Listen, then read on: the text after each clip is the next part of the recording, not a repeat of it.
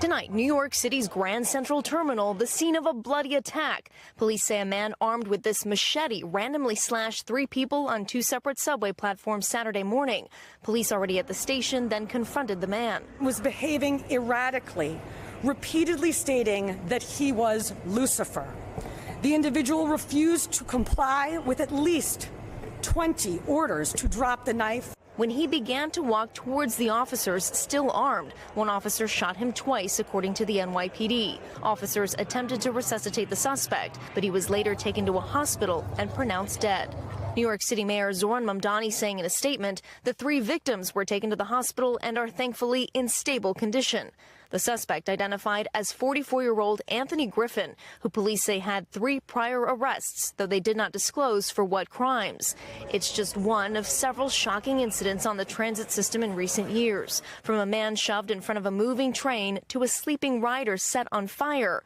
But the NYPD says major crime is actually down 5% citywide for the first 3 months of the year, including the fewest murders in recorded history. This comes roughly 100 days into Mayor Mamdani's term, even as he pledges future policing reforms. And Valerie Castro joins us from the station. Valerie, what's the very latest on that? Well, Jose, we know there is video of both the shooting and the moments leading up to it. It was captured by police body-worn camera. That video will be released within 30 days per department policy. That's part of a joint directive between the NYPD and the mayor to increase police transparency. Jose? Valerie Castro in New York, thank you. Overseas now, where we are monitoring the historic talks between U.S. and Iranian officials to end the war. Vice President J.D. Vance leading the American team, marking the highest level talks between the U.S. and the Islamic Republic in 47 years. The big sticking point, the critical Strait of Hormuz, closed since the start of the war, choking off the flow of oil and natural gas in the region. Today, the U.S. announced that 2 Navy destroyers safely passed through the strait, while Iran state media denied that any U.S. ships passed through. Our Keir Simmons has the very latest from Pakistan. Tonight, Vice President J.D. Vance making history in a high-stakes face-to-face meeting with Iranian leaders, the highest-level talks ever between the U.S. and Iran's Islamic Republic, 2 countries at war just days ago. Joining the negotiations in the Pakistani capital of Islamabad, President Trump's special envoy Steve Witkoff and son-in-law Jared Kushner. Representing Iran, the country's foreign minister and parliamentary speaker, leaders in Pakistan, which shares a 565-mile border with Iran, playing host to the trilateral in-person talks. President Trump tonight saying the negotiations are deep, but it's unclear what will come of them. Whether we make a deal or not makes no difference to me. There's been tension over freeing the Strait of Hormuz from Iranian control.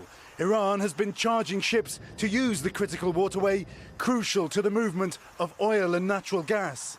U.S. Central Command today saying its forces began setting conditions for clearing mines placed by Iran in the strait, with 2 U.S. Navy-guided missile destroyers passing through the channel to establish and share a safe pathway.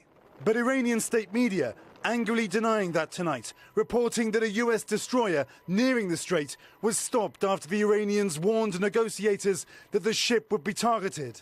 And while Israel is not part of the talks in Pakistan, Israeli actions inside Lebanon are. Lebanon, which continue today, must stop. Israel's Prime Minister, in a televised address tonight, saying we still have more to do.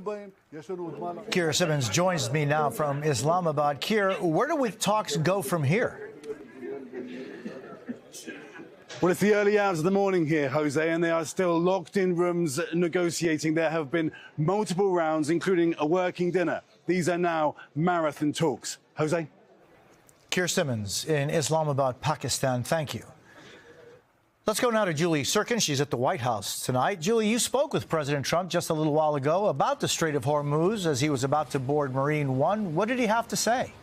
I did, Jose. Notably, the president didn't say that Iran has reopened the strait, the key to this fragile ceasefire. Instead, he said, quote, "We win no matter what." But, Jose, it is clear that on the president's mind are the ramifications of the war here at home. Based on his comments and his posts online, he's assuring Americans that the critical passageway will be opened soon, seemingly by force. Since the war began in February, gas prices have surged more than 38%. Driving inflation last month to the highest level in nearly 2 years. The president tonight in Miami for a UFC fight is eager to end the conflict, insisting the economic pain is temporary, even as voters prepare to head to the polls in a matter of months. Jose? Julie Sirkin. We thank you for watching, and remember, stay updated on breaking news and top stories on the NBC News app or watch live on our YouTube channel.